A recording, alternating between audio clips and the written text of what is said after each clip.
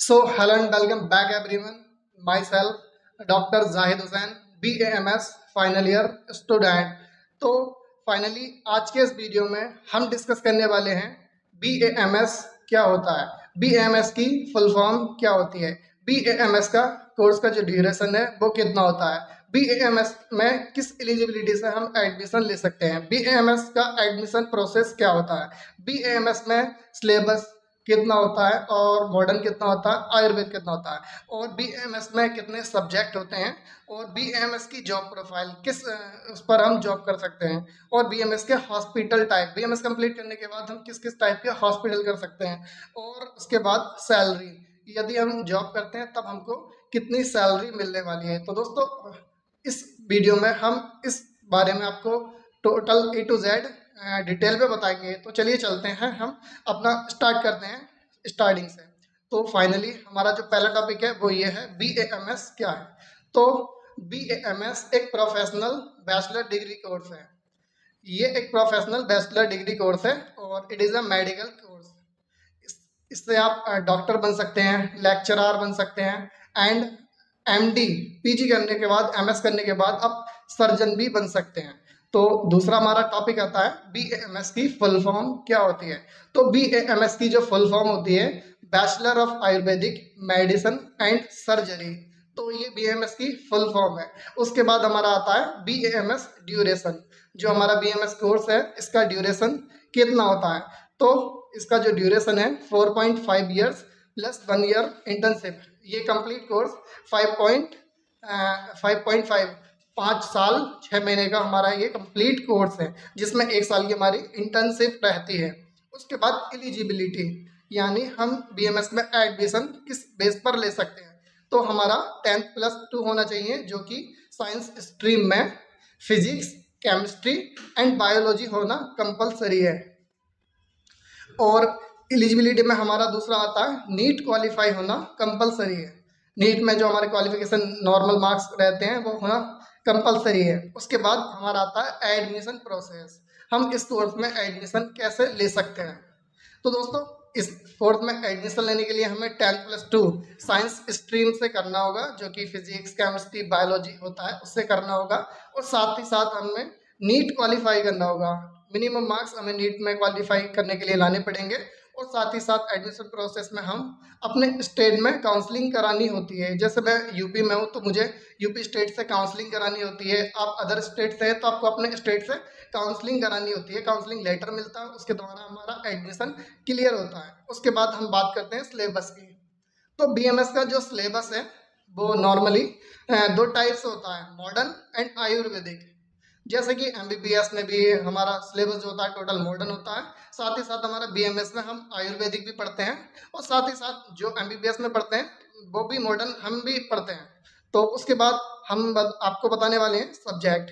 तो सब्जेक्ट को हम अभी कंटिन्यू बताएंगे ईयर वाइज। उसके बाद मैं आपको बता देता हूँ जॉब प्रोफाइल।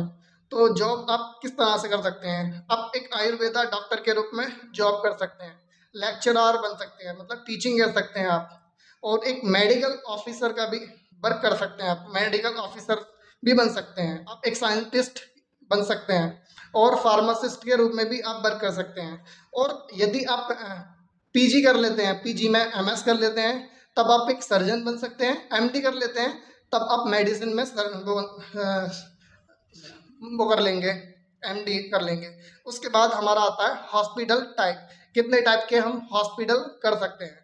तो हमारा जो पहला आता है स्पेशलिटी हॉस्पिटल, जो कि मल्टी स्पेशलिस्ट हॉस्पिटल होते हैं। आप किसी भी सब्जेक्ट से MD कर सकते हैं, फिर उसका एक स्पेशलिटी हॉस्पिटल अपना कर सकते हैं। उसके बाद हमारा जनरल हॉस्पिटल, जो कि जनरल फिजिशियन होता है, उसके रूप में भी आप अपना हॉस्पिटल कर सकते हैं। उसके बाद यदि आप सर्जन बनना चाहते हैं और सर्जिकल हॉस्पिटल भी कर सकते हैं। इसके लिए आपको BAMS और बाद में MS करना होगा, जो कि सर्जरी से होगा। उसके बाद साइकेट्रिक हॉस्पिटल कर सकते हैं, क्लिनिक कर सकते हैं, डेंटल हॉस्पिटल कर सकते हैं, और डिसऑर्डर हॉस्पिटल भी आप इसमें कर सकते हैं। उसके बाद हमारा जो लास्ट टॉपिक आता है सैलरी, जो कि एक इम्पॉर्टेंट टॉपिक है। यदि हम किसी भी हॉस्पिटल में जॉब करते हैं या फिर लेक्चरर बन जाते हैं या फिर किसी अदर पोजीशन पर हम जॉब करते हैं, तब हमको कितना सैलरी मिल सकता है। तो बीएमएस का करने के बाद जो हमारी सैलरी रहती है वो 30 के से 50 के नॉर्मल रहती है, और कहीं कहीं पर जो अच्छे होते हैं गवर्नमेंट होते हैं उसमें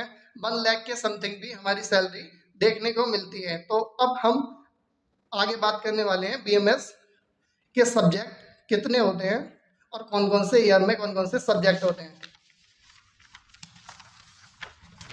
तो हमारे बीएमएस जो कोर्स है इसमें स्टडी टाइम जो हमारा ड्यूरेशन रहता है वो 4.5 साल 4.5 ईयर्स रहता है, 4 साल 6 महीने, जो कि अब हमारा BAMS है NCISM में चेंज हो चुका है। जो कि पहले था हमारा 4.5 साल का था, तो हमारा कोर्स 4 साल में डिवाइडेड था, 4 ईयर्स में डिवाइडेड था। लेकिन अब हमारा कोर्स अपडेट हो चुका है जो कि 4.5 साल का है, लेकिन 1 ईयर इसमें अब 18 महीने का हो गया है, जो कि 3 प्रोफेशन में हमारा कोर्स डिवाइड हो गया है। तो मैं उसी के बेस पर आपको बताने वाला हूँ कौन कौन से इसमें सब्जेक्ट हमारे रहते हैं। तो हमारा जो फर्स्ट प्रोफेशन होता है, फर्स्ट ईयर जिसे हम कह सकते हैं, तो उसमें जो हमारे सब्जेक्ट रहते हैं, तो हमारा पहला जो सब्जेक्ट रहता है संस्कृत एवं आयुर्वेद इतिहास। इसमें आपको बेसिकली संस्कृत के बारे में मिलता है और आयुर्वेद का इतिहास, हिस्ट्री कहाँ से हमारा आयुर्वेद आया, इसमें आपको ये पढ़ने के लिए मिलता है। उसके बाद हमारा दूसरा सब्जेक्ट आता है जो कि पदार्थ विज्ञान होता है। इसमें भी हम डिटेल में आयुर्वेदिक का ही पढ़ते हैं। उसके बाद हमारा तीसरा सब्जेक्ट आता है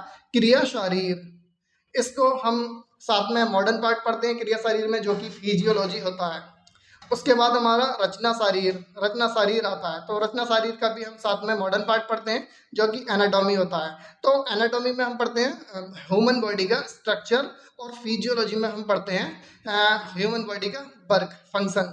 और उसके बाद हमारा जो पांचवा सब्जेक्ट आता है बीएमएस फर्स्ट प्रोफेशन में, वो आता है संहिता अध्ययन। संहिता अध्ययन में बीएमएस फर्स्ट ईयर में देखने के लिए मिलता है हमें अष्टांग हृदय में 1 चैप्टर से लेके 15 चैप्टर, और साथ ही साथ में इसमें ऐड कर दिया गया है चरक का सूत्र स्थान, जो कि चरक सूत्र स्थान में 1 चैप्टर से 12 चैप्टर हमें देखने के लिए मिलते हैं। तो ये था हमारा बीएमएस फर्स्ट ईयर का सारे कोर्स, सारे सब्जेक्ट। अब इसके बाद हम आपको बताने वाले हैं जो सेकेंड हमारा प्रोफेशन है, सेकेंड ईयर जो है उसमें हमें कौन कौन से सब्जेक्ट पढ़ने होते हैं। तो जो सेकंड ईयर में हमें पढ़ने होते हैं उसमें हमारा पहला सब्जेक्ट है द्रव्य गुण विज्ञान। इसका जो मॉडर्न पार्ट होता है वो फार्माकोलॉजी होता है।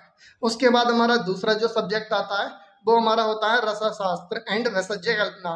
उसके बाद जो हमारा तीसरा सब्जेक्ट आता है वो होता है हमारा रोग निदान एवं विकृति विज्ञान। इसका जो मॉडर्न पार्ट होता है वो होता है पैथोलॉजी। और उसके बाद जो हमारा फोर्थ जो सब्जेक्ट होता है वो होता है अगध तंत्र। इसका जो मॉडर्न पार्ट होता है वो टॉक्सिकोलॉजी होता है। उसके बाद संहिता अध्ययन भी इसमें हम करते हैं, और साथ में हमारा जो छठा सब्जेक्ट रहता है वो स्वस्थ वृत्त एवं योगा हमारा रहता है।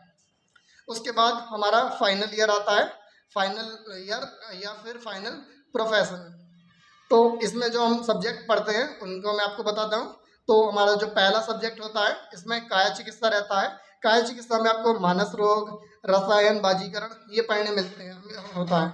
और इसके बाद हमारा दूसरा सब्जेक्ट होता है वो होता है पंचकर्म एवं उपकर्म। उसके बाद जो हमारा तीसरा होता है वो होता है हमारा शल्य तंत्र, जो कि जनरल सर्जरीज का मॉडर्न पार्ट रहता है। और चौथा हमारा फोर्थ जो सब्जेक्ट है वो है शलाक्य तंत्र ऑफ्थाल्मोलॉजी, और इसमें ENT आपका मॉडर्न पार्ट रहता है। और हमारा फाइव जो सब्जेक्ट रहता है इसमें वो रहता है प्रसूति एवं स्त्री रोग। इसमें जो हमारा मॉडर्न पार्ट रहता है वो रहता है गायनेकोलॉजी एवं ऑब्स्टेट्रिक। और उसके बाद हमारा फाइनल जो 6 सब्जेक्ट आता है उसका नाम कौमार वृत्त है, और इसका जो मॉडर्न पार्ट होता है वो पीडियाट्रिक्स होता है, जो कि बच्चों की चिकित्सा हम इसमें पढ़ते हैं। उसके बाद हमारा 7th सब्जेक्ट आ जाता है संहिता अध्ययन। इसमें भी आपको चरक संहिता वगैरह अध्ययन करना होता है। उसके बाद हमारा 8 जो आ जाता है हमारा सब्जेक्ट, उसका नाम अत्याधिक चिकित्सा, जो कि इमरजेंसी मेडिसिन होती है, वो भी हमें इसमें पढ़ने के लिए मिलता है। उसके बाद हमारा 9th जो लास्ट सब्जेक्ट आता है जो कि आयुर्वेदिक अनुसंधान, जिसको हम मॉडर्न में रिसर्च कहते हैं। तो ये थे हमारे BAMS first profession to final profession के सारे सब्जेक्ट।